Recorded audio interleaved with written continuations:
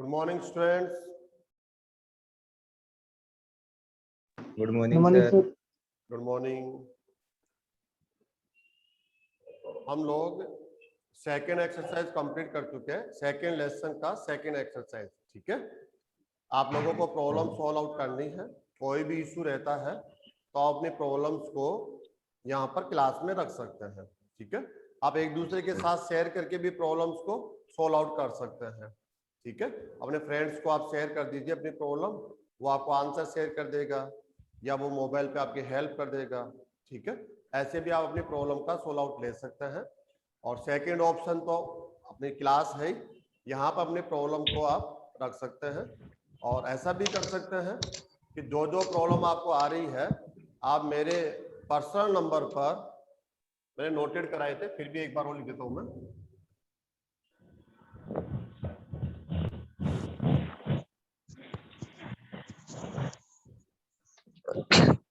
Personal number पर आप मुझे व्हाट्सएप कर देंगे। ठीक है, जब नेक्स्ट क्लास आएगी तो मुझे देखना होगा कि हाँ ये क्वेश्चन कंप्लीट स्टूडेंट्स को देना आवश्यक है। ठीक है, अच्छा क्वेश्चन है तो हम नेक्स्ट क्लास के अंदर क्वेश्चंस को ले लेंगे। ठीक है, किसी भी स्टूडेंट्स को कोई इशू रहता है ना कि डायरेक्टली बताने में कोई प्रॉब्लम आ रही है, ठीक है, तो आप व्हाट्सएप करें, मुझे व्हाट्सएप कर देंगे तो हम उसका सॉल्यूशन ले लेंगे। ठीक है, अभी हम नेक्स्ट टॉपिक स्टार्ट कर रहे हैं। सेकेंड एक्सरसाइज हमने कर ही लिया है, दोनों एक्सरसाइज आपको सॉल्व आउट करनी है। जो प्रॉब्लम रह जाती है आप जरूर पूछें, अपने नोटबुक में हर एक क्वेश्चन को सॉल्व करें। जो स्टूडेंट सॉल्व नहीं कर रहा है उसका क्लास ज्वाइन करना वेस्ट है। ठीक है, वो कुछ समय में ही सब कुछ भूल जाने वाला है। ये तभी याद रहता है जब हम उससे रिलेटेड प्रॉब्लम को सॉल्व करें, करते रहे। ये बहुत कंपल्सरी पार्ट है, उसका रिवीजन भी करते रहे। ठीक है, हाँ ये और है, अगर कोई स्टूडेंट स्टार्टिंग क्लास नहीं ले पाया हो तो कोई प्रॉब्लम नहीं है। जो क्लासेस के ये जो क्लासेस रही है और इनका जो रिकॉर्डिंग है, रिकॉर्डेड क्लासेज है, वो आपके मोबाइल ऐप पर रिकॉर्डेड लेक्चर्स के नाम से है, वहां से आप देख सकते हैं। ठीक है, तो टाइम टू टाइम आपको ये क्लास रिकॉर्डेड फॉर्मेट में भी मिल रही है, मिल चुकी है और मिल भी रहेगी, आगे मिलती रहेगी आपको। ठीक है, टाइम टू टाइम वहां से आप वो लेक्चर अटेंड कर सकते हैं, रिवीजन कर सकते हैं। ठीक है, चलो हम लोग स्टार्ट कर रहे हैं नेक्स्ट टॉपिक। यहां से होगा मानक समुच्चय।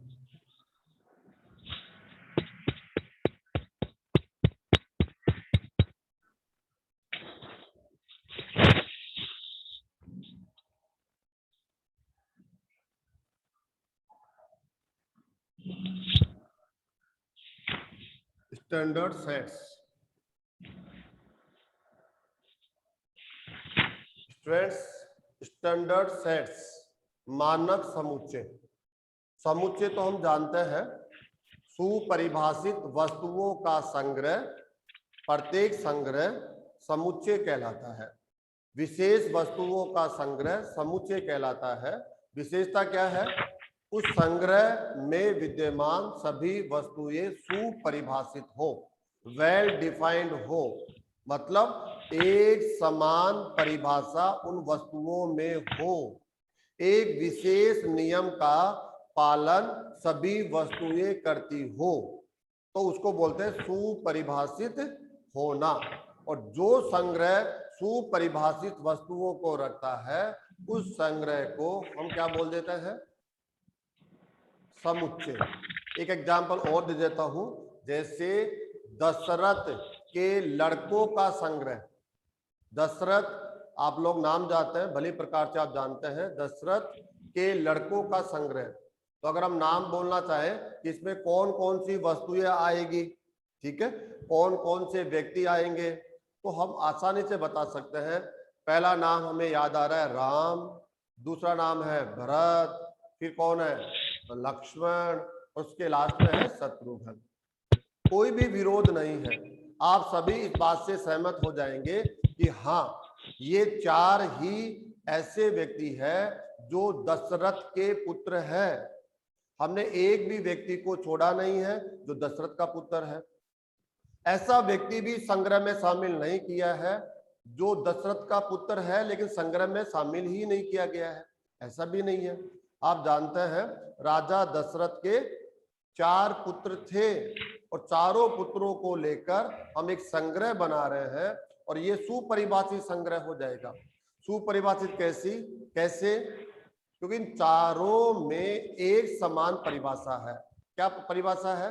कि आप राजा दशरथ के पुत्र हैं, इसलिए आप चारों एक विशेष संग्रह है, सुपरिभाषित संग्रह है, इसलिए इस संग्रह को हम क्या बोलेंगे? समुच्चय। ठीक है ना? तो जो संग्रह सुपरिभाषित हो उसको हम समुच्चय कहते हैं। तो ये वर्ड हमारा सुना हुआ है। उसके बाद आ गया मानक। मानक मतलब स्टैंडर्ड। मानक का अर्थ यहां पर क्या है?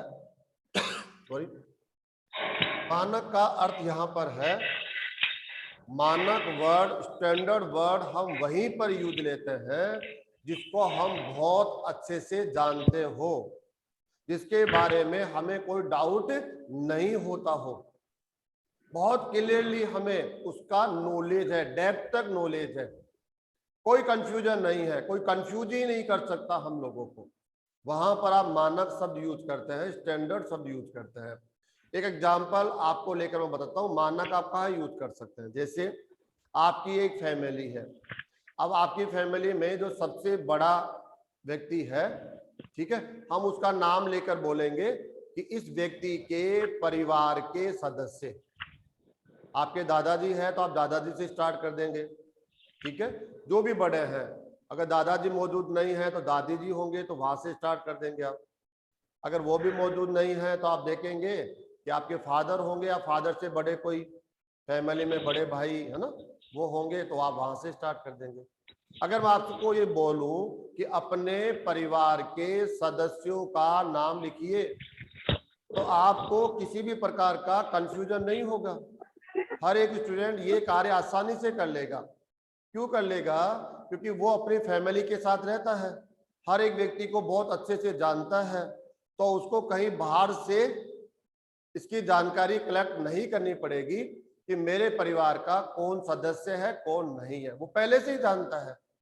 तो जिसके बारे में हम बहुत अच्छे से जानते हैं, यदि ऐसा कोई समुच्चय हम लिख रहे हैं तो वो हमारे लिए एक स्टैंडर्ड सेट हो जाता है। ठीक है, तो आपकी फैमिली को आप बहुत अच्छे से जानते हैं, उसके हर एक मेंबर को आप लिस्टेड कर सकते हैं, तो वो आपके लिए स्टैंडर्ड फंक्शन है। लेकिन वो आपके लिए स्टैंडर्ड फंक्शन है, वो किसी दूसरे के लिए स्टैंडर्ड फंक्शन नहीं होगा। यही कार्य मुझे करना है कि आपकी फैमिली के मेंबर्स को लेकर सेट बनाना है, तो सेट मैं बना दूंगा, जानकारी कलेक्ट करके मैं बना दूंगा, लेकिन मेरे लिए वो फंक्शन स्टैंडर्ड नहीं है। क्यों? क्योंकि मैंने वो जानकारी कहीं से कलेक्ट करी है, ठीक है, तब जाकर मैंने वो बताया है। और हो सकता है समय के साथ मैं वापस उन मेंबर्स को भूल चुका हूं कि कुछ टाइम गया है ना, 1 सप्ताह, 1 महीना, 2 महीना, और मैंने क्या देखा कि मैं तो वापस से भूल गया कि मैंने कौन सा सेट तैयार किया था, उसके मेंबर कितने थे, मेंबर कौन थे। इसलिए वो मेरे लिए स्टैंडर्ड सेट नहीं हुआ। ठीक है, मेरे लिए स्टैंडर्ड सेट मेरी फैमिली हो सकती है कि वो उनको कभी नहीं भूल पाऊंगा जैसे आप नहीं भूल पा रहे हैं। ठीक है, लेकिन आज की क्लास में हम ऐसे सेट्स को लेकर डिस्कशन करेंगे जो कंप्लीट वर्ड के लिए, ऐसा नहीं है हम कोई सिलेक्टेड एक एरिया यहां पर ले रहे हैं, कंप्लीट वर्ड के लिए स्टैंडर्ड सेट हो, मानक समुच्चय, जिनके बारे में आप ही नहीं, हम ही नहीं, अपना पूरा जयपुर ही नहीं, इंडिया ही नहीं, पूरा वर्ल्ड जानता हो, उनका नाम ले लिया जाए तो हर कोई कहे अरे हाँ, ये सेट की जानकारी मैं रखता हूं। कैसे रखता हूं? इस सेट का साइन तो यह है, इस सेट के जो एलिमेंट्स है वो कितने हैं, कौन है, मैं बता सकता हूं। हर एक व्यक्ति जिसने सेट्स का नॉलेज लिया है, सेट का ये लेसन पढ़ा है, ये टॉपिक पढ़ा है, तो वो आसानी से बता पाए कि हाँ मैं सेट को जानता हूं और ये स्टैंडर्ड सेट है। क्यों? क्योंकि इसके एलिमेंट्स को मैं नहीं, कंप्लीट वर्ड जानता है, वर्ड का कोई भी मेंबर हो वो उसको जानता है। तो ऐसे सेट जिनके बारे में हर एक व्यक्ति को नॉलेज हो, ठीक है, बार बार किसी को से पूछना नहीं पड़े, किसी को बताना नहीं पड़े ये कौन है। अगर उसका साइन भी हमारे सामने आ जाए ना तो हम देख के बता दें, अरे ये तो स्टैंडर्ड सेट है, इसके एलिमेंट्स ये है, इतने हैं, आसानी से हम उसके बारे में बता दें। ठीक है, तो हम विशेष समुच्चयों को पढ़ रहे हैं जिसके साइन को भी हम लोग ऑलरेडी जानते हैं। ठीक है, और उसके एलिमेंट्स कितने हैं वो भी हम जानते हैं, एलिमेंट्स कौन है वो भी हम जानते हैं, मतलब उसके बारे में संपूर्ण जानकारी हमारे पास उपलब्ध है। इसलिए ऐसे सेट को हम मानक समुच्चय बोलते हैं। अगर आप किसी दूसरे से भी पूछेंगे वो कहीं मैं भी जानता हूं, तीसरे से पूछेंगे कि मैं भी जानता हूं। ऐसे जिसने सेट टॉपिक को पढ़ा हुआ है, ये मेरी शर्त है, जिसने सेट ही नहीं पढ़ा, ये टॉपिक ही नहीं पढ़ा, वो तो कैसे बता पाएगा। कल को आप क्या करो, छोटी क्लास वाले बच्चे जाके फिफ्थ वाले से बच्चे से कहो आप ये सेट जानते हो, तो वो तो कैसे बताएगा, उसका सिलेबस ही नहीं है अभी। जिसके ये सिलेबस में है, जिसने इसको पढ़ा है, अच्छे से पढ़ा है, वो आसानी से बता देगा कि हाँ अरे ये तो स्टैंडर्ड सेट है। क्यों? क्योंकि मेरी जानकारी में है, मैंने इसको पढ़ा है। ठीक है, तो कुछ मानक समुच्चय हम लोग पढ़ रहे हैं। मानक समुच्चय का मतलब समझ में आ गया होगा, ऐसा विशेष समुच्चय जिसके संबंध में हम सभी संपूर्ण जानकारी रखते हो, उसके संबंध में पूरी जानकारी हमारे पास हो। ठीक है, सबके पास हो, ऐसा कोई नहीं है जिसके पास नहीं है। शर्त यही है, उसके पास जानकारी नहीं होगी जिसने इस सिलेबस को पढ़ा ही नहीं, वो तो जानकारी कहां से रखेगा। लेकिन जिसने सिलेबस को पढ़ा उसके बाद उसके पास इसकी जानकारी रहती है। तो हम 1 बाय 1 पढ़ रहे हैं विशेष समुच्चय को जिसके संबंध में संपूर्ण जानकारी हमारे पास होती है। वो देखिए आपका भी पढ़ा हुआ है, ऐसा नहीं है। तो नंबर 1 पे लिख रहा हूं मैं, प्राकृत संख्याओं का समुच्चय, सब पढ़ा हुआ है आपका। लेकिन हम एक बार सेट को पढ़ रहे हैं इसलिए यहां पर रिवीजन जरूरी है। सेट ऑफ नेचुरल नंबर्स,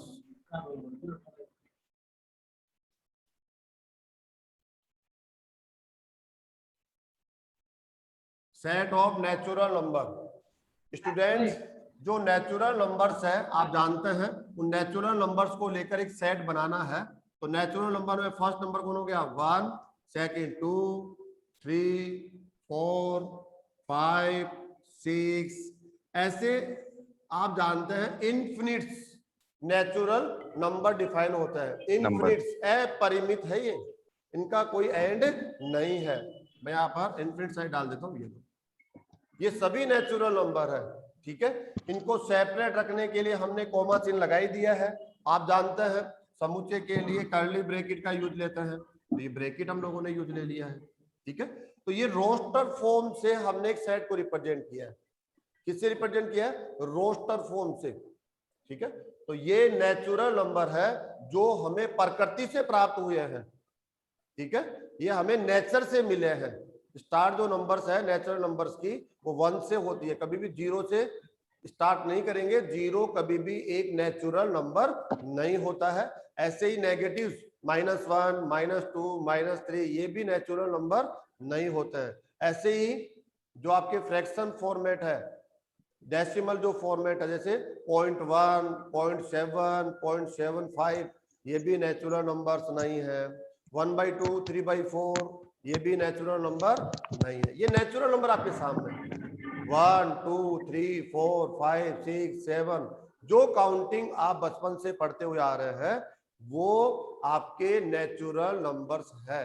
ठीक है, तो ये नेचुरल नंबर हो गए स्टूडेंट्स। अब क्वेश्चन उठता है कि हम हमेशा सेट को कैपिटल इंग्लिश लेटर से रिप्रेजेंट करते हैं, जैसे capital A, capital B, capital C, D, E, F, G, H, है ना, ऐसे हम कैपिटल लेटर से रिप्रेजेंट करते हैं।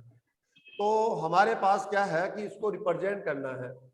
ठीक है, अब रिप्रेजेंट करना है तो हम A to Z में से कोई लेटर सेलेक्ट करेंगे, A, B, C, D, X, Y, Z 26 letter है, उनमें से हमें कोई एक कैपिटल लेटर को यूज करना है जो इसको रिप्रेजेंट करे, इसका शॉर्ट साइन बने और शॉर्ट फॉर्म में हम उसको लिख पाए। तो यहां से देखिए आप सेट ऑफ नेचुरल नंबर्स, यहां से देखिए आप नेचुरल, नेचुरल का जो फर्स्ट लेटर है वो कौन है? Capital N. एन। इसलिए हम इस सेट को रिप्रेजेंट करने के लिए किसका यूज करने वाले हैं? कैपिटल एन का। तो कैपिटल एन एक सेट है, तुरंत आप जान जाएंगे कि अरे ये तो सेट ऑफ नेचुरल नंबर्स है। नेचुरल नंबर्स का एक सेट है, जहां भी कैपिटल एन देख लेते हैं और वो एक सेट है, तो उसका मतलब आपको बार बार में बताने की आवश्यकता नहीं होनी चाहिए।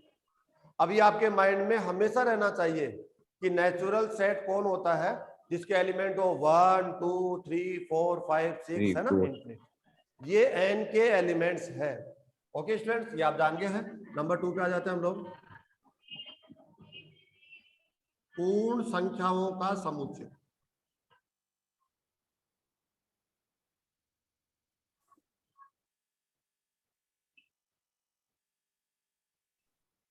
Set of whole numbers.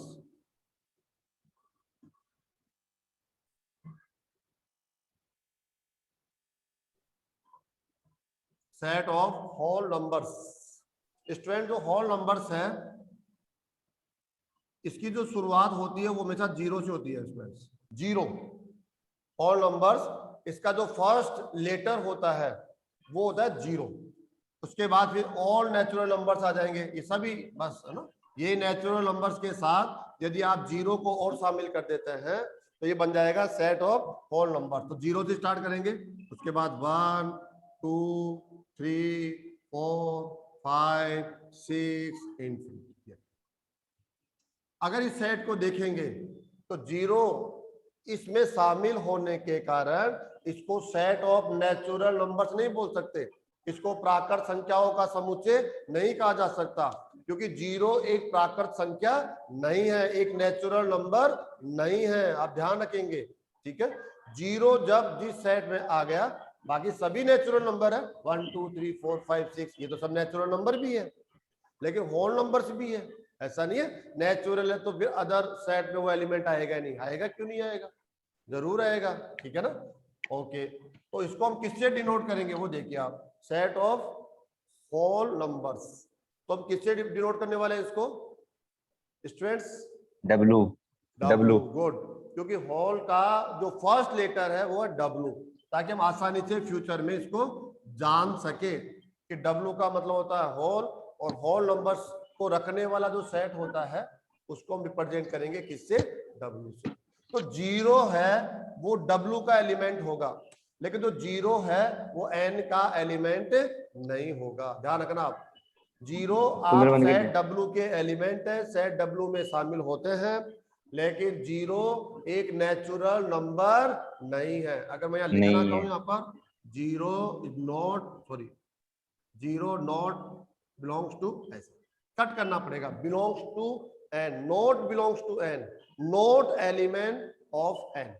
आप एन का एलिमेंट नहीं है, ध्यान रखना आपको। लेकिन अगर हम लिखना चाहें जीरो डब्ल्यू का एलिमेंट है, बिलोंग्स टू डब्ल्यू, जीरो आप डब्ल्यू में विद्यमान है, आप डब्ल्यू में स्थित होते हैं, डब्ल्यू का एक एलिमेंट है, लेकिन एन का एलिमेंट नहीं है, ये आपको ध्यान रखना पड़ेगा। बाकी 1 2 3 4 5 6 ये एन के भी एलिमेंट है, ये डब्ल्यू के भी एलिमेंट है, दोनों के एलिमेंट है तो, ठीक है। नेक्स्ट थर्ड नंबर पे आ जाते हैं हम लोग, पूर्णांक संख्याओं का समुच्चय। पूर्णांक संख्याओं का समुच्चय।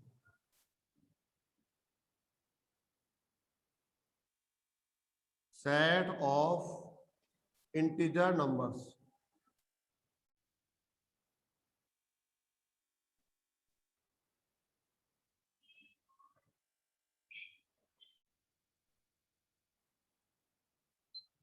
Integer, okay student, integer number किनको कहते हैं? इंटीजर नंबर्स की अगर आपको समझ है तो उनको लेकर एक सेट बना लेना है, और उस सेट को आप बोलेंगे set of integer numbers. Integer number क्या होता है? जो आपके ये होल नंबर्स आ गए हैं ना, 0 1 2 3 4 5 6 ये तो इसमें आएंगे ही आएंगे, लेकिन इनका नेगेटिव लेने के बाद जो एलिमेंट्स बनेंगे, इनके जो नेगेटिव्स होंगे वो भी इसमें शामिल हो जाएंगे।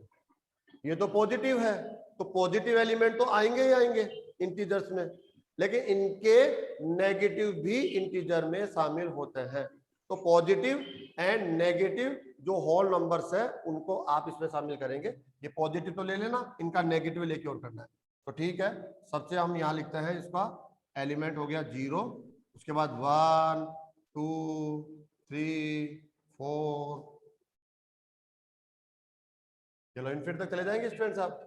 ऐसे ही 0 उदासीन होता है, इसका साइन प्लस भी नहीं कहते हम लोग, माइनस भी नहीं कहते।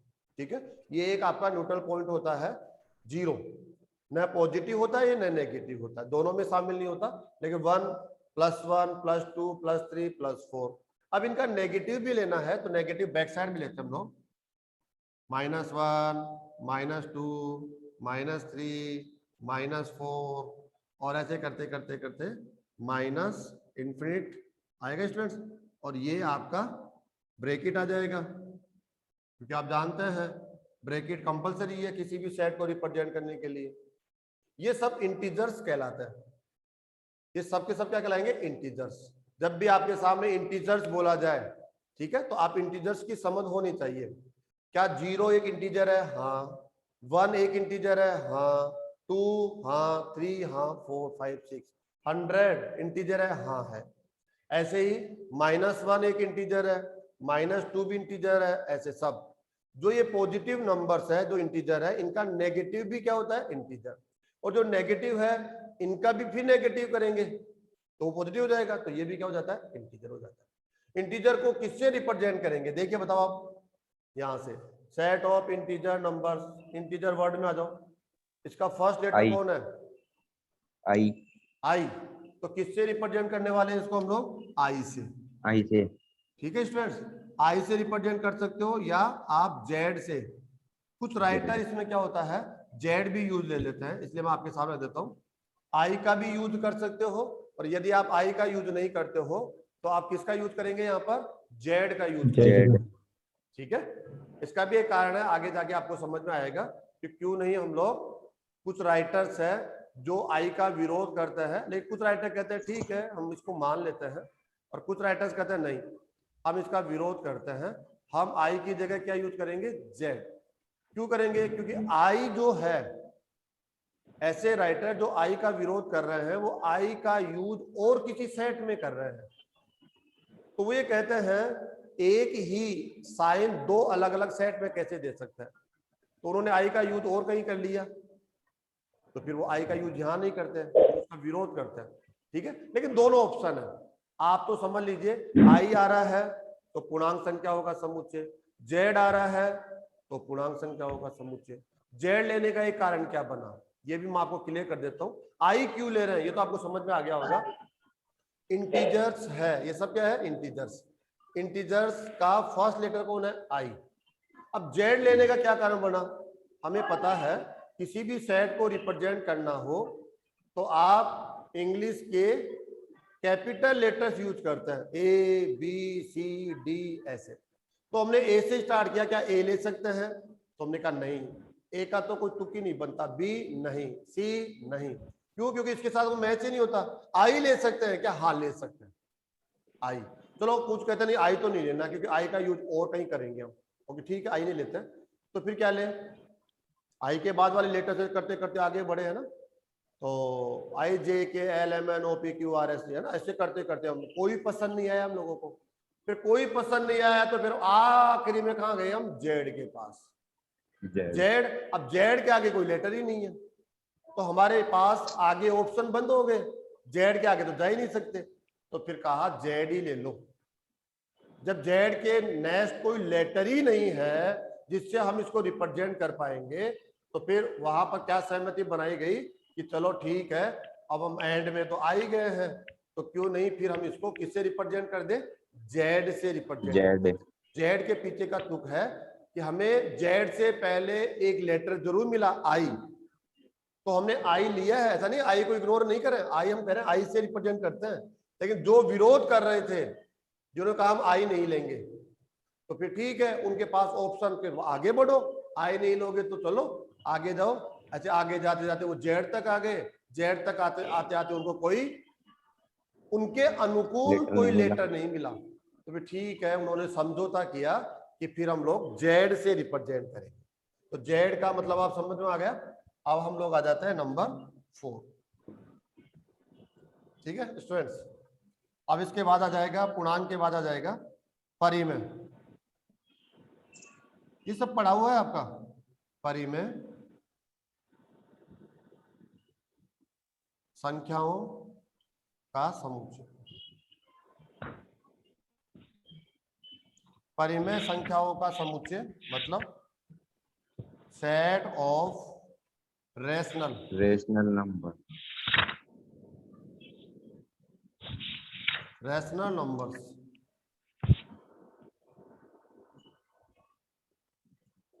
चलो, सेट ऑफ रैशनल नंबर।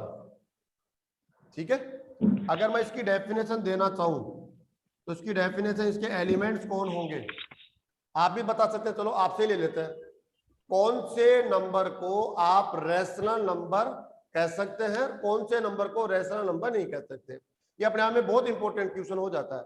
यहां आकर मैक्सिमम स्टूडेंट अपने आप को कमजोर महसूस करता है या कॉन्फिडेंस उसका वीक रहता है कि हाँ मैं कुछ जानता भी हूं लेकिन शायद नहीं भी जानता हूं, ऐसा। या वो कहता है मैं जानता हूं लेकिन जैसे एग्जाम्पल्स उसके सामने रखे जाते हैं तो वो कंफ्यूज हो जाता है। रैशनल है वो कहता नहीं है, रैशनल नहीं है वो कहता रैशनल है, ऐसे कंफ्यूज है वो अपने आप के अंदर। वो इसलिए कंफ्यूज है, इसका भी कारण है मेरे पास में कि जो डेफिनेशन है उसने सही ढंग से उस डेफिनेशन को लिया ही नहीं, इस वजह से वो कंफ्यूज है।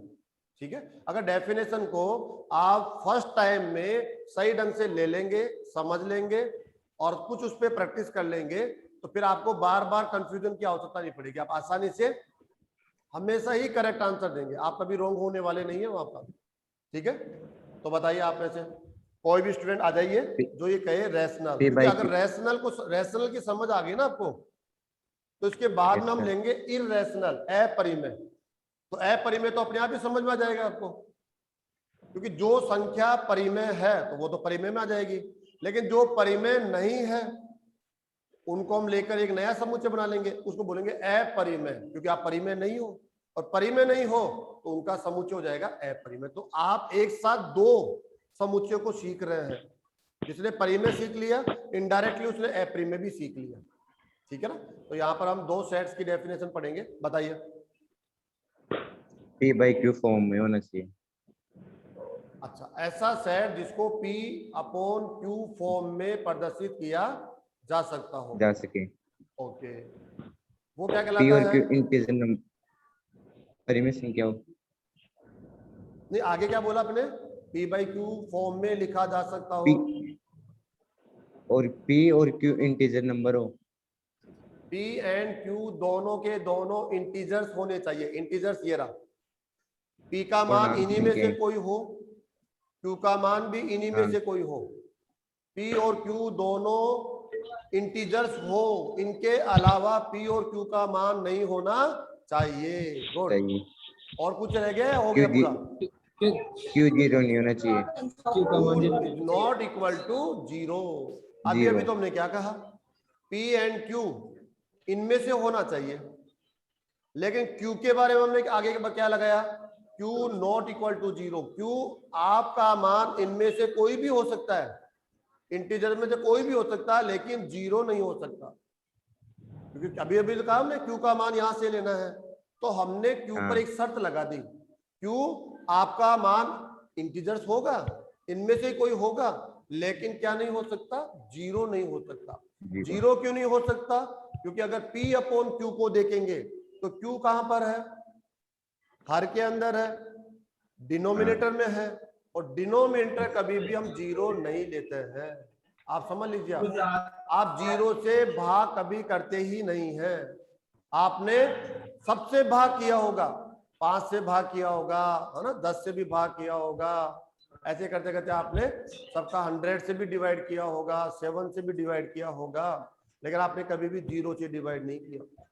जीरो से डिवाइड क्यों नहीं किया? क्योंकि यदि हम जीरो से डिवाइड करते हैं तो वो अपरिभाषित होता है, उसका डिविजिबल क्या आएगा वो हम लोग ज्ञात ही नहीं कर सकते। कैसे? चलो देखिए, मुझे ये बताओ एक बार, 10/0 बताओ देखिए क्या आंसर आएगा।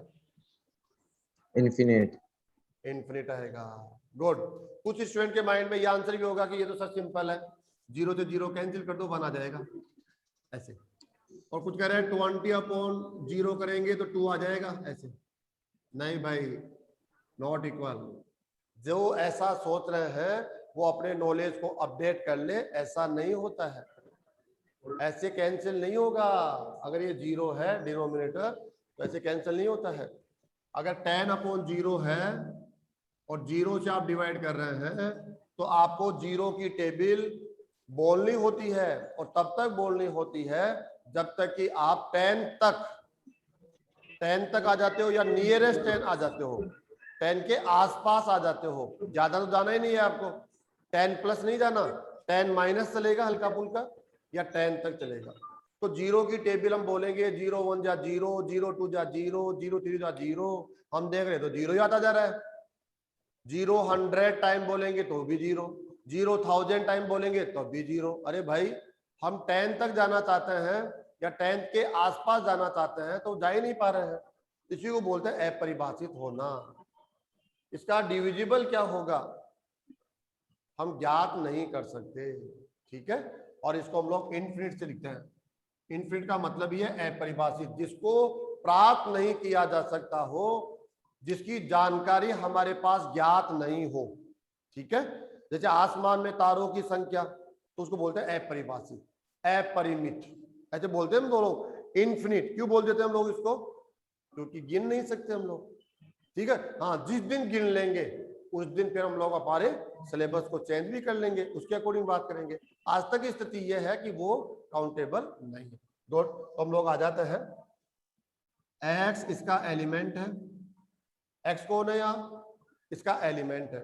एक्स की डेफिनेशन क्या है? सबसे पहले तो एक्स p/q फॉर्म में हो। सबसे पहले तो पहली शर्त यह है, एक्स आपको p/q फॉर्म में होना होगा, पहली शर्त। चलो दूसरी शर्त क्या है? p and q belongs to i। Belongs to i का मतलब समझ गया आप? इंटीजर्स हो i, ये रहा। p का मान इन्हीं में से लेना है, q का मान भी इनमें से ही लेना है। इनके बाहर p और q का मान नहीं लेना है। अगर आपने p और q का मान इनके बाहर ले लिया है तो वो जो ये कंडीशन है वो पूरी नहीं होगी, और कह देंगे ये जो नंबर बना वो रैशनल नहीं होगा, परिमेय नहीं होगा। तो p और q दोनों इंटीजर होने चाहिए। एंड थर्ड, q के बारे में कंडीशन है q नॉट इक्वल टू 0। ये 3 कंडीशंस है। x क्या कहता है? मैं इस सेट का एलिमेंट हूं, और मेरी परिभाषा सुन लो आप, x p/q फॉर्म में होना चाहिए, ठीक है। p और q दोनों इंटीजर होने चाहिए। q नॉट इक्वल टू 0 क्योंकि q यहां पर है, हर के अंदर है, डिनोमिनेटर पोजीशन पर है, इसलिए ये कभी भी 0 नहीं होना चाहिए, क्योंकि 0 से हम डिवाइड नहीं कर पाएंगे, उसका रिजल्ट क्या आएगा उसको हम ज्ञात ही नहीं कर पाएंगे। तो हम ऐसा काम ही क्यों करें, हम यहाँ पर 0 पुट ही क्यों करें जिसकी कैलकुलेशन ही हमारे लिए पॉसिबल नहीं हो, ठीक है। जैसे आप 11th क्लास में आ गए, अब आपको हम 12th का पेपर दे दें, ठीक है, तो आप क्या कहोगे? तो बेवकूफ वाली बात हो गई, ये तो हमारे साथ बुरा हो रहा है। ऐसा कैसे होता है? जिसको हमने पढ़ाई नहीं है, हमारा सिलेबस ही नहीं है, उसका पेपर हम क्यों दें? होता है ना सिस्टम।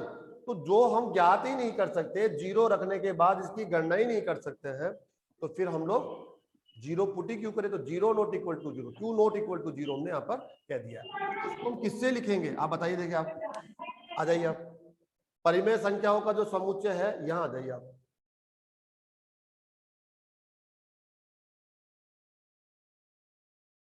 कौन है इसका लेटर? बोलो सही भाई, तुम लोग सब म्यूट होके बैठ जाते हो लाइव क्लास के अंदर भी है। जो नहीं बोल रहा है वो नहीं सीख रहा है, ये समझ लीजिए आप, कम सीख रहा है। देखो किससे रिप्रेजेंट करेंगे इसको? आर है ना यहाँ पर students,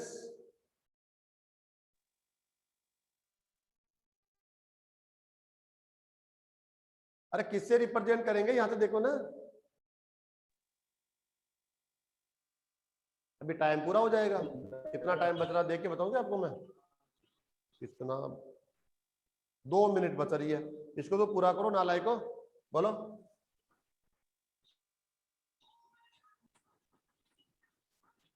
capital R. Capital R. कितना टाइम लगा दिया तुम लोगों ने बोलने में। तुम बिल्कुल जुड़ के चलो, सर, हमेशा जरूरी नहीं है आप हमेशा अनम्यूट सर बैठे क्यों रहो, से, ठीक है। आप अपनी क्यों से, जगह साइलेंट जगह जहां पर शोर नहीं सर हो रहा क्यों वहां से, जाके बैठ जाया करो, सुना करो, सर क्यों बोला से करो, करेंगे, सुन तो रहे हो बोला भी करो। कैपिटल आर से रिप्रेजेंट करेंगे, लेकिन कैपिटल आर से हम सर क्यों, रिप्रेजेंट नहीं करने वाले। क्यों नहीं करने वाले हैं? क्यों, क्योंकि ये जो रियल परिमेय नंबर, संख्याओं का समुच्चय है ना, उससे भी एक बड़ा समुच्चय आने वाला है, ठीक है, जिसको बोलते हैं real, set of real number. Real, उसका भी फर्स्ट लेटर आर है और वो ज्यादा पावरफुल है। वो कहेगा आर को तो मैं लूंगा, आर का यूज आप मेरे लिए करना, तो ये कहेगा फिर क्यों, मेरा भी तो फर्स्ट लेटर आर है, रैशनल, आर को मैं लूंगा। और वो आने वाला सेट क्या कहेगा, नहीं मैं लूंगा। अब आप बताओ, दोनों के बीच में क्या हो गया, ये विवाद हो गया। दोनों का ही फर्स्ट लेटर आर है, आने वाला समुच्चय क्या कहेगा, मैं भी रियल तो आर, रैशनल आर।